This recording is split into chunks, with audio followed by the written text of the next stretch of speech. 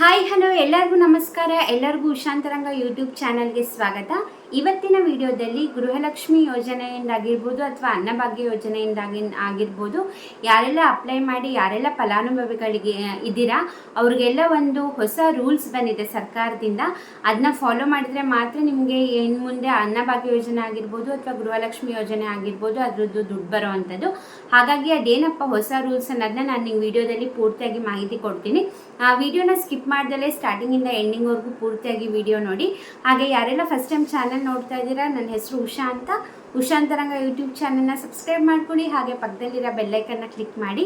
ಅವಾಗ ನಿಮಗೆ ಯಾವುದೇ ಹೊಸ ವಿಡಿಯೋ ಹಾಕಿದ ಕೂಡಲೇ ನೋಟಿಫಿಕೇಶನ್ ಬರುತ್ತೆ. ಹಾಗೆ ನನ್ನ ವೀಡಿಯೋಸ್ ಎಲ್ಲ ಇಷ್ಟ ಆದರೆ ಪ್ಲೀಸ್ ಲೈಕ್ ಮಾಡಿ. ಹಾಗೆ ಯಾರಿಗೆಲ್ಲ ಗೊತ್ತಿರಲ್ಲ ವಿಷಯ, ನಿಮಗೆ ಯಾರಿಗೆ ಈ ವಿಡಿಯೋನ ಶೇರ್ ಮಾಡಬೇಕನ್ಸುತ್ತೋ ಆದಷ್ಟು ಈ ವಿಡಿಯೋನ ಎಲ್ಲರಿಗೂ ಶೇರ್ ಮಾಡಿ. ನಿಮ್ಮ ಸಪೋರ್ಟೇ ನನ್ನ ಮೋಟಿವೇಶನ್ ಅಂತ ಹೇಳ್ತಾ ಬನ್ನಿ ವಿಡಿಯೋನ ಸ್ಟಾರ್ಟ್ ಮಾಡೋಣ. ನಾನು ನಿಮಗೆ ಹೇಳಿದೆ ಯಾರೆಲ್ಲ ಫಲಾನುಭವಿಗಳಿದ್ದೀರಾ ಹೊಸ ರೂಲ್ಸ್ ಅಂತ. ಏನಪ್ಪ ಇದು ಹೊಸ ರೂಲ್ಸ್ ಅಂತಂದರೆ, ಇವಾಗ ನಿಮಗೆ ಗೃಹಲಕ್ಷ್ಮಿ ಯೋಜನೆ ಆಗಿರ್ಬೋದು, ಅನ್ನಭಾಗ್ಯ ಯೋಜನೆ ಆಗಿರ್ಬೋದು, ನೀವು ಇದನ್ನು ಹಣನ ಪಡ್ಕೋಬೇಕಂದ್ರೆ ನಿಮಗೆ ಮೇನ್ ಬೇಕಾಗಿರೋದೇ ration card. Ration card active ಇದ್ದರೆ ಮಾತ್ರ ಇವೆರಡು ಯೋಜನೆಗಳಿಂದ ನಿಮಗೆ ದುಡ್ಡು ಬರೋ ಅಂಥದ್ದು. ಬಟ್ ರೇಷನ್ ಕಾರ್ಡೇ ಕ್ಯಾನ್ಸಲ್ ಮಾಡಿದ್ರು ಅಂದರೆ ನಿಮಗೆ ಯಾವುದೇ ಯೋಜನೆಯಿಂದ ದುಡ್ಡು ಬರೋದಿಲ್ಲ.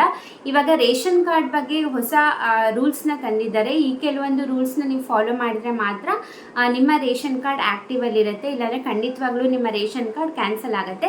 ಬನ್ನಿ ಯಾವ್ಯಾವೆಲ್ಲ ರೂಲ್ಸ್ ಅಂತ ನಿಮಗೆ ಒನ್ ಬೈ ಒನ್ ತಿಳಿಸ್ಕೊಡ್ತೀನಿ.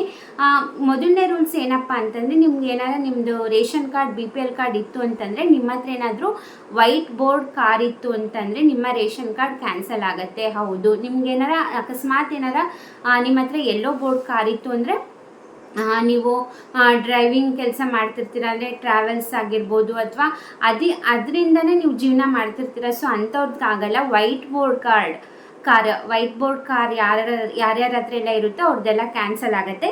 ಇನ್ನು ಎರಡನೇದೇನಪ್ಪ ಅಂತಂದರೆ, ನಿಮ್ಮ ರೇಷನ್ ಕಾರ್ಡಲ್ಲಿ ಯಾರ್ಯಾರ ಹೆಸರು ಇರುತ್ತೋ ಅವರ ಹೆಸರಲ್ಲಿ 7 ಎಕರೆಗಿಂತ ಜಾಸ್ತಿ ಆಸ್ತಿ ಇತ್ತು ಅಂದರೆ ಅವರ ಕಾರ್ಡ್ ಕೂಡ ಕ್ಯಾನ್ಸಲ್ ಆಗುತ್ತೆ. ಅಂದರೆ 7 ಎಕರೆಗಿಂತ ಜಾಸ್ತಿ ಇರಬಾರ್ದು.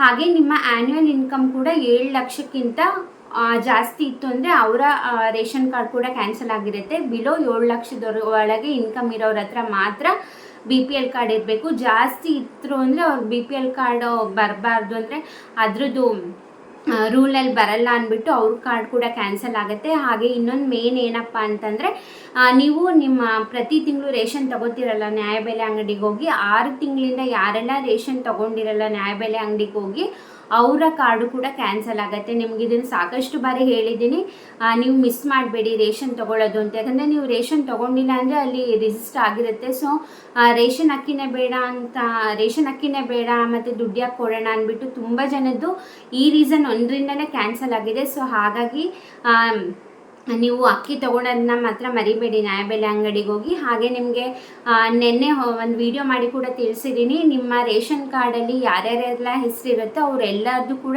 KYC ಆಗಿರಲೇಬೇಕು. ಇಷ್ಟು ದಿನ ಗೃಹಲಕ್ಷ್ಮಿಯರಿಗೆ ಮಾತ್ರ, ಅಂದರೆ ಮೇನ್ ಮನೆ ಯಜಮಾನಿ ಯಾರಿರ್ತಾರೋ ಅವ್ರದ್ದು ಮಾತ್ರ KYC ಆಗಿದ್ದರೆ ಸಾಕಿತ್ತು. ಇಷ್ಟು ದಿನ ನಿಮಗೆ ಗೃಹಲಕ್ಷ್ಮಿ ಯೋಜನೆದಾಗಿರ್ಬೋದು ಅದೆಲ್ಲ ದುಡ್ಡು ಬರ್ತಿತ್ತು. ಬಟ್ ಇವಾಗ ರೂಲ್ಸ್ ಚೇಂಜ್ ಆಗಿದೆ.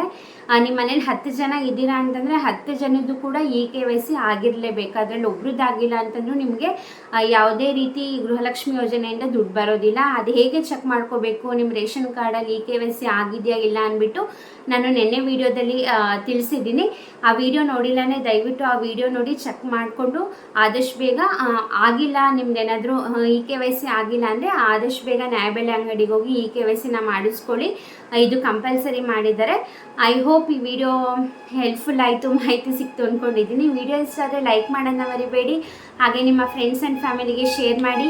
ಈ ವಿಡಿಯೋ ಬಗ್ಗೆ ಏನು ಅನ್ನಿಸ್ತು ಅನ್ನೋದನ್ನ ಕೂಡ ನನಗೆ ಕಮೆಂಟ್ ಸೆಕ್ಷನ್ನಲ್ಲಿ ತಿಳಿಸಿ. ಇಷ್ಟೊತ್ತು ವಿಡಿಯೋ ನೋಡಿದ್ದಕ್ಕೆ ಥ್ಯಾಂಕ್ ಯು ಸೋ ಮಚ್. ಎಲ್ರಿಗೂ ನಮಸ್ಕಾರ.